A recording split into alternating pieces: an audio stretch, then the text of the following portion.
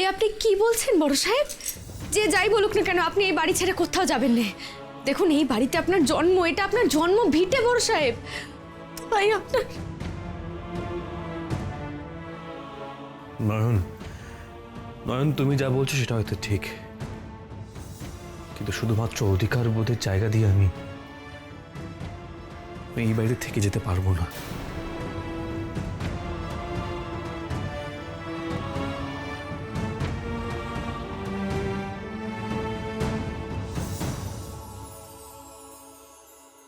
কিন্তু নয়ন, আমাকে বলতে দাও, আমায় বলতে দাও। আমার এই বাড়ির ছাড়ার সিদ্ধান্ত নেওয়ার সাথে সাথে আর অনেক কিছু জড়িয়ে গেছে। নয়ন, সবচেয়ে বড় কথা এখানে তুমি জড়িয়ে গেছো নয়ন। তাই তোমাকে এই কথাগুলো বলতেই হবে আমায়। নয়ন, নয়ন, তুমি শুধু আমাকে সব বিপদ থেকেই বাঁচাওনি, মাঝে এত বড় একটা মুখোশ পড়ে আছে, সেটা তুমি আমি কষ্ট পাবো বলে তুমি সবটা আড়াল করে রেখেছো। আর তাই আমিও তোমাকে আগামী বিপদ থেকে বাঁচাতে চাই না।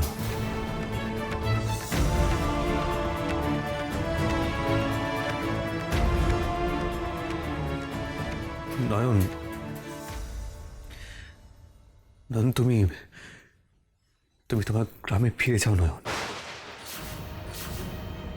তুমি গ্রামে ফিরে যাও প্লিজ।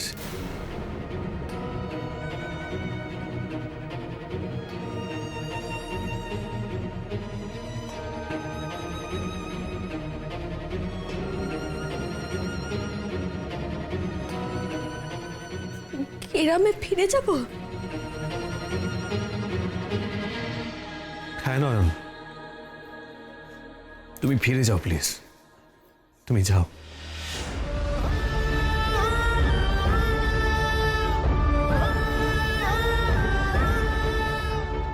নয়ন, তুমি বিশ্বাস করো, তুমি করে ভালো থাকবে। তোমার মাথার উপর ছাদ আছে,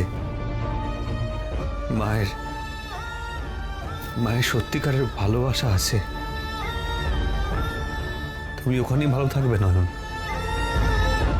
ধরে নাও তোমার সাথে আমার পথ চলা এখানেই শেষ, এখানেই শেষ।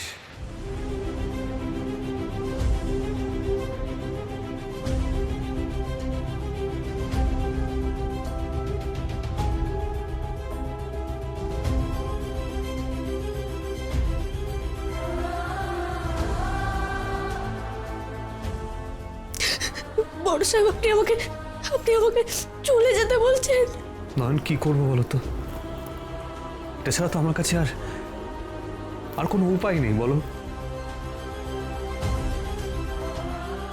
আর এই বাড়ি ছেড়ে আমি কোথায় যাব, কি করব? আমি তো নিজেও জানি না কিছু। দেখো, তোমাকে আমি এই অনিশ্চিত পথে টেনে নিয়ে যেতে পারবো না নয়ন, অন্তত।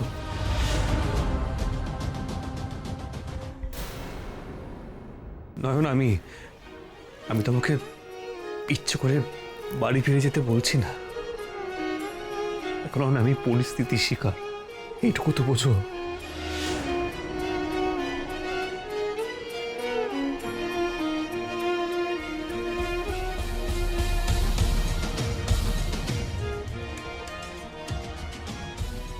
সেই পরিস্থিতিতে তো আমিও জড়িয়ে গেছি বড় সাহেব। আপনি তো একটু আগেই বললেন, আপনি নিজে বললেন বড় সাহেব, আপনার মনে আছে যে বিয়ে আপনি মানেননি, সেই বিয়েতে তো আমরা 7 পাক ঘুরেছিলাম।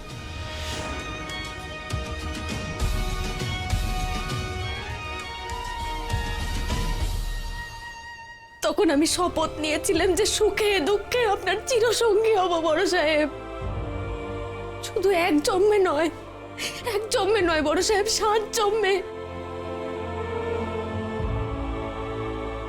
বড় সাহেব, আমি যে কথা দিলে তা ভুলি নে বড় সাহেব। তাই আপনি যেখানে, আমিও সেখানে।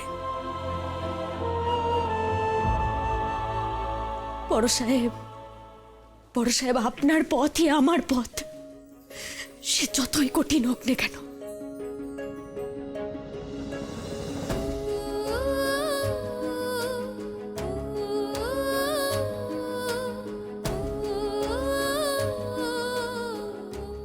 নয়ন, নয়ন, তুমি আমার জন্য আর কত কষ্ট সইবে, আর কত? বড় সাহেব, বড় সাহেব, কষ্ট কি কেউ কারোর জন্য সয় বড় সাহেব? বড় সাহেব, জানেন আপনি, আমার দাদু বলতেন, মা বিশালাক্ষী সবার কপালে সুখ দুঃখ মেপে দেন, তার বাইরে যাওয়ার যে কোনো উপায় নেই বড় সাহেব। বড় সাহেব, আমরা তো শুধু একে অপরের পাশে থাকতে পারি বড় সাহেব, একে অপরের সুখ দুঃখ ভাগ করে নিতে পারি। আর সে কথা আপনি যদি বলেন তাহলে বড় সাহেব আমি বলবো, আমি আপনার পাশে থেকে সুখ দুঃখ সব ভাগ করে নিতে পারি বড় সাহেব। মরণ আপনার পাশে থেকে আমি নিজে আপনার সুখ দুঃখ সব ভাগ করে নেব বড় সাহেব।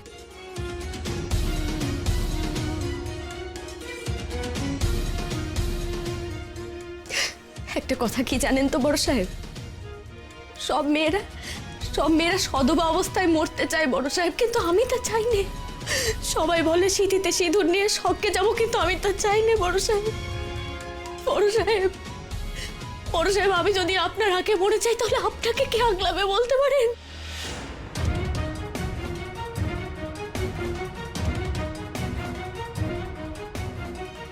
বড় সাহেব, আমি মনে প্রাণে মা বিশালাক্ষীকে ডাকি আর বলি, আমি যেন বড় সাহেবের পরে যাই গো মা, যেন আমি বড় সাহেবের চিতার সঙ্গী হই।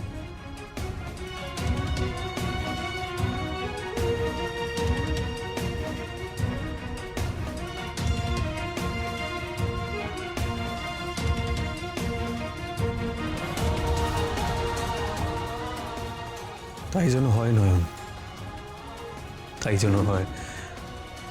আমি তো তোমায় একলা ছেড়ে যেতে পারবো না নয়ন, পারবো না।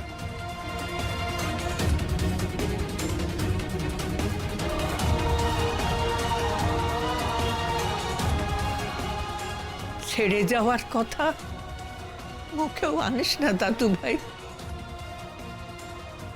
একসাথে তোরা থাকবি, একসাথে তোরা বাঁচবি, একসাথেই তোরা মরবি। তাহলে তুমি তৈরি হয়ে নাও নয়ন। বাবা মার ছবি ছাড়া তো আমাদের আর নেওয়ার কিছু নেই নয়ন। আজ থেকে নতুন করে আমরা জীবন শুরু করব।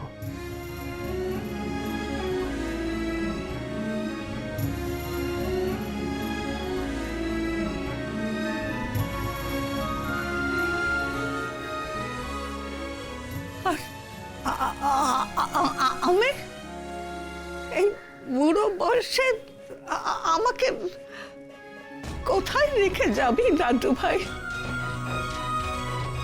আমারও তো কেউ নেই দীপু, আমিও তো বড্ড একলা, আমাকে সাথে নিবি না? আচ্ছা, তোমরা কি শুরু করলে বলো তো? তোমরা এখন থেকেই চলে যাওয়া নিয়ে কথা বলছো? এক্স্যাক্টলি। আচ্ছা, তোমরা চলে গেলে আমরা মামাজির কাছে হেরে যাব, তাই না?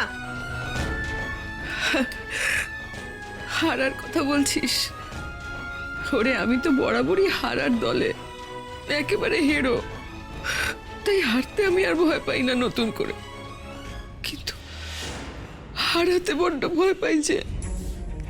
দীপু, নয়ন, তোরাই তো আমার শেষ সম্বল, তোদের আমি হারাতে চাই না, আমায় ফেলে যাস না বাবা।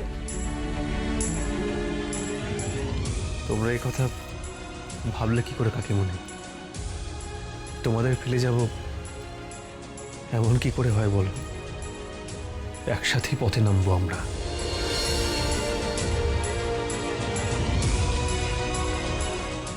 ঠিক বলেছিস, একসাথে পথে নামবো আমরা, কিন্তু ভগবানের কেমন বিচার বল দেখি। দিদি আমার স্বামীকে ভুল বুঝিয়ে আমার থেকে কেড়ে নিয়েছে, সে অন্যত্র সংসার পেতেছে, এখন তোর থেকে মার থেকেও সবকিছু কেড়ে নিল। এইভাবে সমস্ত কিছুতেও জিতে যাবে ষড়যন্ত্র করে।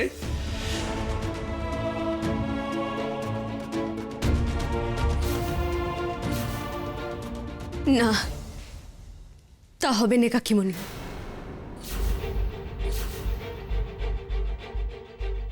বড় সাহেব, বড় সাহেব, আমি সারা জীবন আপনার সাথে থাকবো বলেছি, কিন্তু কিন্তু এই বাড়ি থেকে আপনাকে চলে যেতে হবে তেমনটা তো বলিনি বড় সাহেব। আপনি কোথাও যাবেন না, কোথাও না। আর আমরাও কোথাও যাব না।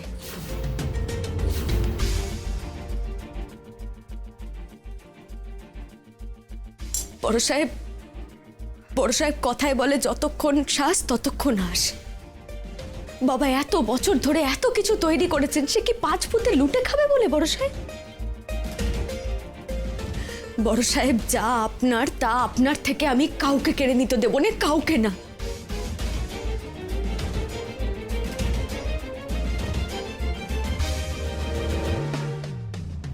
বড় সাহেব, আমাদের উকিল আসা অবধি আপনি একটু অপেক্ষা করুন। আমাদের উকিল? হ্যাঁ দাদু ভাই, ওই দেবীদাস আমাদের কোম্পানির উকিল। কিন্তু সে এসে কি সুবিধা হবে নয়ন? তার কাছে তপু উইল করেছিল সে তো অনেক আগে, মানে তোদের বিয়ের সময়। আর এরা যে দলিলটা দেখাচ্ছে সেটা তো অনেক পরের। তাহলে ওই আইনের কাগজ দুটো আসল কিনা সেটা তো আগে পরীক্ষা করতে হবে। আমার মন বলছে দুটোই না নকল।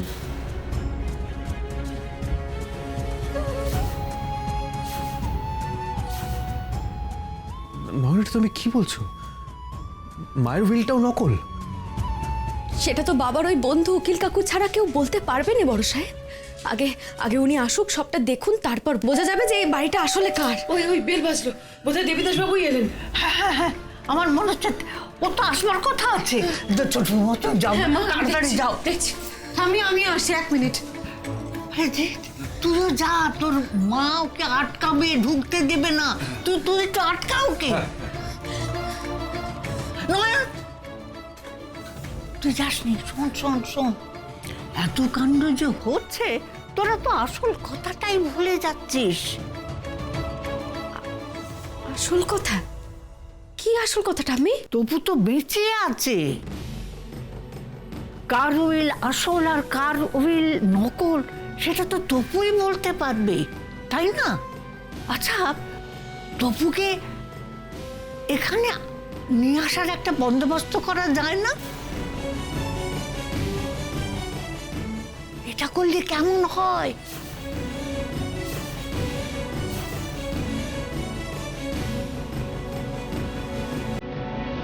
কি চাই আপনার? কেন এসেছেন? কি ব্যাপার মিসেস বাসু, আপনি এভাবে আমার সঙ্গে কথা বলছেন কেন? আমি বুঝতে পারছি আপনার মানসিক অবস্থা এখন ভালো নেই, আমি বুঝতে পারছি, কিন্তু আমি একটা দরকারেই এসেছিলাম।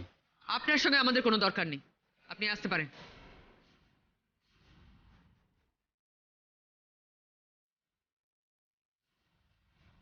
আপনি আমার সাথে এমন ব্যবহার কেন করছেন মিসেস বাসু? আমি মিস্টার বাসুর শুধু আইনের কাজগুলো করতাম, সেটাই তো না। হি ওয়াজ মাই ফ্যামিলি ফ্রেন্ড। আরে আমি তো কতবার আপনাদের... এত কথা বলতে আপনাকে কে বলেছে? আপনি বেরোন এখান থেকে। মা, তুমি এইভাবে ওনাকে চলে যেতে বলতে পারো না। আমি কি বলতে পারি না পারি সেটা আমি তোর কাছ থেকে শিখবো না।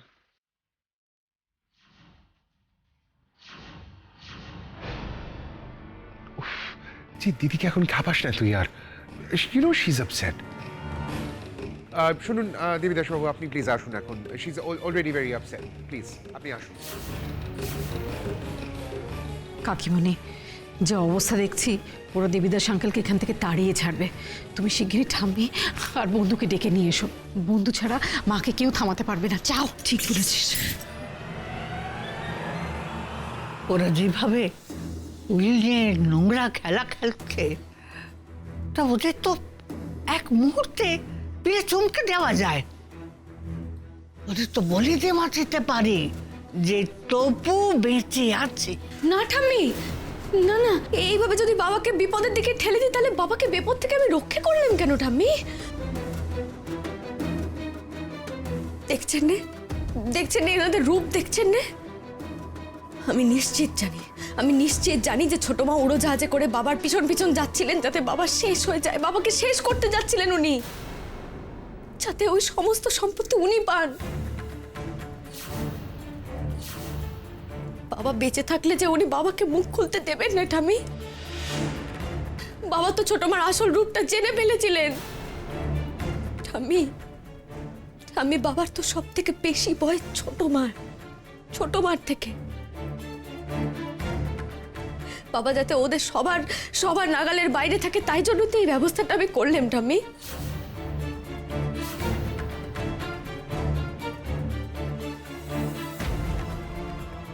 বাবাই সবকিছু জানতেন? হ্যাঁ বড় সাহেব, বাবার সামনে ছোট মার আসল রূপ প্রকাশ পেয়ে গেছিল বড় সাহেব। বড় সাহেব, বাবা জেনে গেছিলেন যে ছোট মা আপনার ক্ষতি চান, আর তাই জন্যই তো বাবা সেই সময় সত্যি সত্যি অসুস্থ হয়ে গেছিলেন।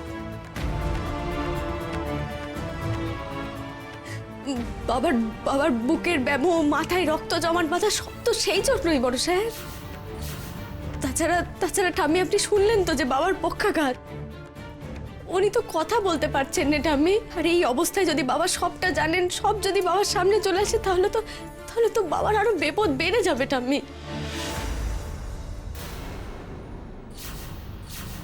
এমন চক্রান্ত হয়েছিল?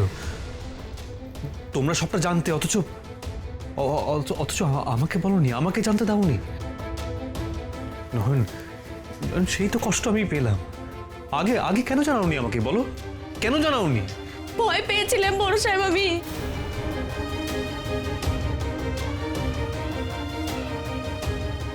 বড় সাহেব, আমি তো জানতেন যে ছোট মাকে আপনি ভগবানের আসনে বসিয়েছেন, আর একবার ওই আসনে কাউকে বসালে সেখান থেকে কাউকে নামিয়ে আনার যন্ত্রণা যে বড় কষ্টকর বড় সাহেব।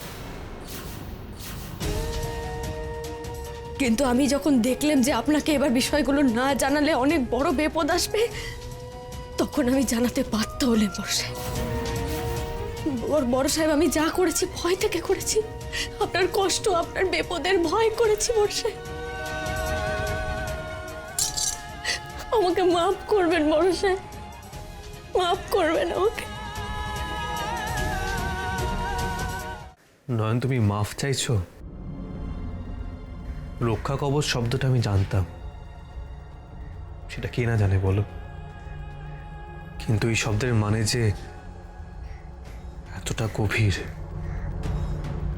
এতটা সুদূর প্রসারী, সেটা তুমি না থাকলে আমি কখনো বুঝতে পারতাম না নয়ন, কখনো না।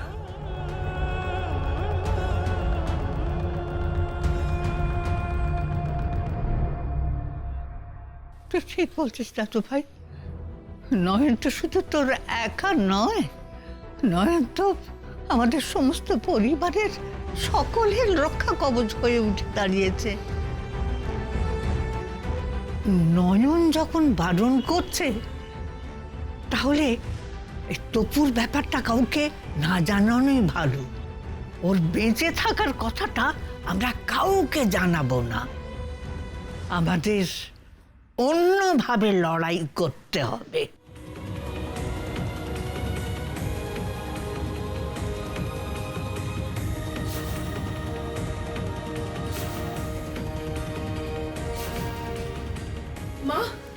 মা, আমাদের অনুমানই ঠিক, দেবীদাস বাবু এসেছেন, কিন্তু দিদি তো ওনাকে ঘর থেকে বার করে দেওয়ার ব্যবস্থা করছেন।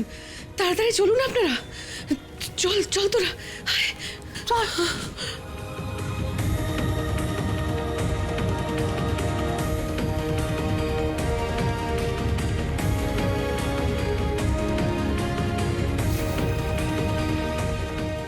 দেখুন দেবীদাস বাবু, তপব্রত নেই, আপনাকে আমাদের কোনো প্রয়োজন নেই। আমাদের কোম্পানির সমস্ত লিগ্যাল অ্যাফেয়ার্স দেখবেন মিস্টার তরফদার, আমাদের নতুন লয়ার। আপনি প্লিজ আসুন।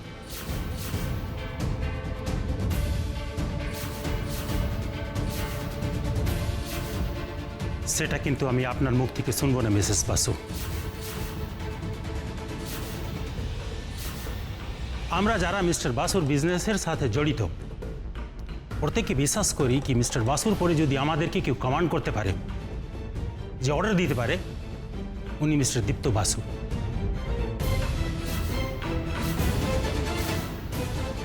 আপনি দীপ্তকে ডাকুন, এই কথা আমি ওনার মুখ থেকে শুনেই যাব।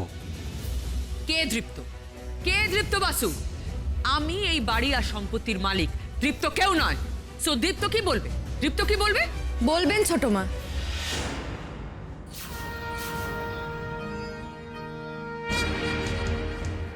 বড় সাহেব বলবেন। ছোট মা, ছোট মা, জোর করে বাড়ি সম্পত্তি এসবের অধিকার কেড়ে নেওয়া যায় ছোট মা?